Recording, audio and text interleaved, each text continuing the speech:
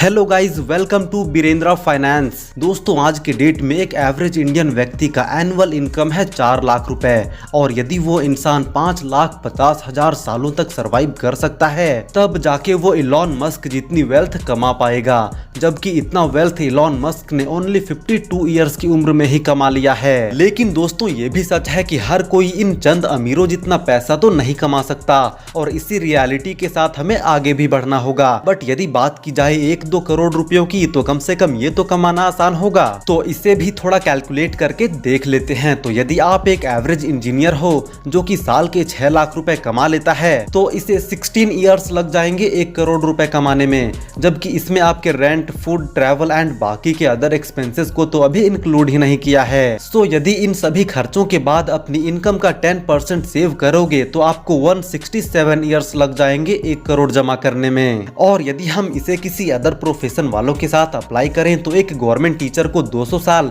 और एक average teacher को करीब 300 साल लग जाएंगे 1 करोड़ सेव करने में। जबकि यदि एक छोटा मोटा प्रोफेशन ले, जैसे कि एक वेटर की, तो एक वेटर को 500 साल लग जाएंगे 1 करोड़ रुपए जमा करने में। दोस्तों, जितने भी अमीर लोग होते हैं वो सभी अपनी वेल्थ को टाइम से मेजर करते हैं।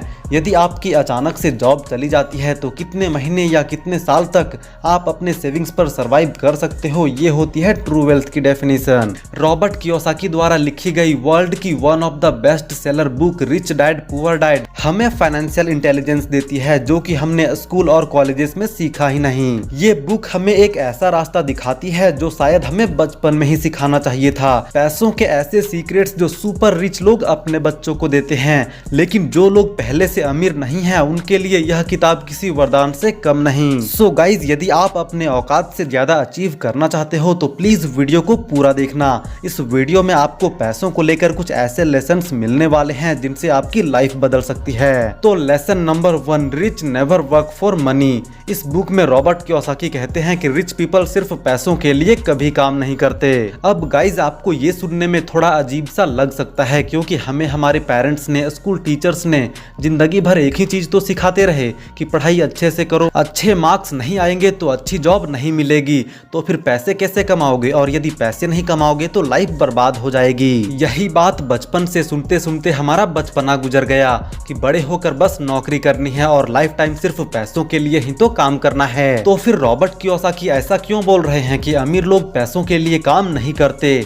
तो गाइज, रॉबर्ट के रिच डैड ने उन्हें सिखाया था कि आप सिर्फ जॉब करते हुए कभी भी अमीर नहीं बन सकते, क्योंकि आपकी सैलरी कितनी भी हो जाए आप हमेशा पैसों के गुलाम बने रहोगे। आप काम नहीं करोगे, पैसा नहीं मिलेगा। आप टाइम नहीं दोगे तो पैसा नहीं मिलेगा। यदि आप छुट्टी मार लिए तो भी पैसा नहीं मिलेगा। इसीलिए अमीर लोग पैसों के लिए काम नहीं करते, बल्कि पैसा उनके लिए काम करता है। रॉबर्ट जब सिर्फ 9 साल के थे तब वो कुछ कॉमिक्स के बुक्स को किराए पर देना स्टार्ट किया, जिससे उन्हें रेंट मिला करता था, जिसके लिए उन्हें कोई भी काम नहीं करना पड़ता था, फिर भी उन्हें पैसे मिलता रहता था। इसीलिए रॉबर्ट कहते हैं कि यदि आप ऐसा बिजनेस या सिस्टम क्रिएट कर देते हो जिसमें आप बहुत ज्यादा टाइम ना भी दो तब भी आपको पैसे मिलते रहते हैं, तो यही रियल डेफिनेशन है फाइनेंशियल फ्रीडम का। जबकि देखा जाए तो मैक्सिमम लोग इसका उल्टा करते हैं। पूरा लाइफ जॉब करते करते स्ट्रेस में ही निकल जाता है और बस एक ट्रैप में ही फंसे रह जाते हैं। कभी भी अपने कंफर्ट जोन से बाहर नहीं निकल पाते, क्योंकि वो जिस इकोसिस्टम में बड़े हुए उसमें उन्हें जॉब के अलावा कोई दूसरे ऑप्शन के बारे में बताया ही नहीं गया। सिर्फ इसी वजह से एक आम इंसान सिर्फ पैसों के लिए जीवन भर काम करता रह जाता है। Lesson number 2, financial literacy.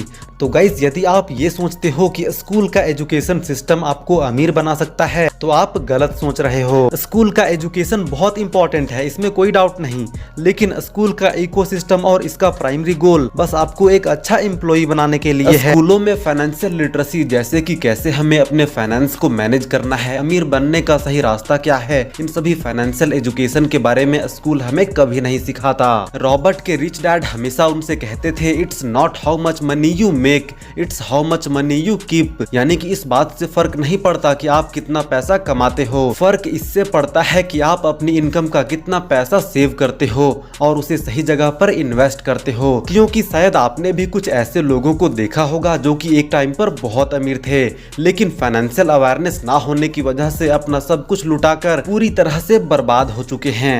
Robert कहते हैं कि दुनिया में 3 तरह के लोग होते हैं, poor, middle class and rich, और तीनों का पैसों को लेकर नजरिया अलग अलग होता है। जो लोग पुअर क्लास में आते हैं उनका बस यही सोचना होता है कि किसी तरह से उनके सारे जरूरी के एक्सपेंसेस कवर हो जाए वही काफी है। लेकिन प्रॉब्लम ये नहीं है कि ये पुअर हैं, प्रॉब्लम यह है कि ये बस सर्वाइवल के लिए जीते हैं और इससे कभी भी बाहर निकलने का प्रयास ही नहीं करते।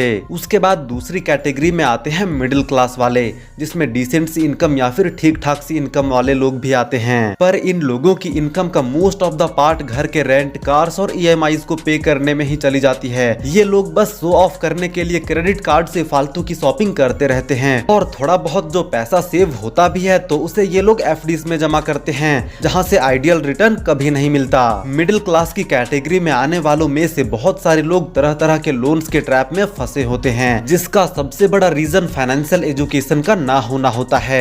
और फिर तीसरी कैटेगरी में आते हैं रिच लोग। इनका most of the income asset build करने और इन्वेस्टमेंट्स में जाता है, ताकि ये लोग काम ना भी करे तो भी इनका पैसा इनके लिए काम करता रहे, जिससे ये लोग और भी अमीर बनते रहते हैं। ये कभी भी लोन लेकर कोई लाइबिलिटी नहीं खरीदते और फालतू का शो ऑफ तो बिल्कुल भी नहीं करते।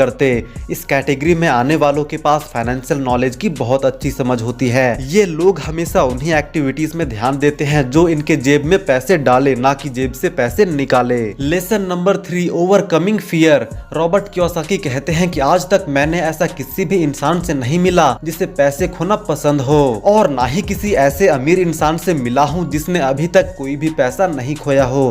पर मैं ऐसे बहुत सारे लोगों से मिला हूँ जिन्होंने अपने लाइफ टाइम में किसी भी तरह का कोई इन्वेस्टमेंट नहीं किया है, क्योंकि इन्हें एक डर होता है, पैसे खोने का डर। वैसे हर अमीर इंसान को भी पैसे खोने का डर होता है, लेकिन प्रॉब्लम यह नहीं है कि आपके अंदर पैसे खोने का डर है, बल्कि प्रॉब्लम यह है कि आप उस डर को हैंडल कैसे करते हो। रॉबर्ट कहते हैं कि जब आप अपने 20s में होते हो तब आप अमीर बनने का रोड मैप बड़ी ही आसानी से बना सकते हो और कैलकुलेटिव रिस्क भी ले सकते हो। लेकिन जब आपकी उम्र 30 साल हो जाती है तब आपकी रिस्पॉन्सिबिलिटीज इतनी बढ़ जाती है कि आप ज्यादा रिस्क ले ही नहीं सकते। और इस पर एक बड़ी ही फेमस लाइन है कि everyone wants to go to the heaven but no one wants to die.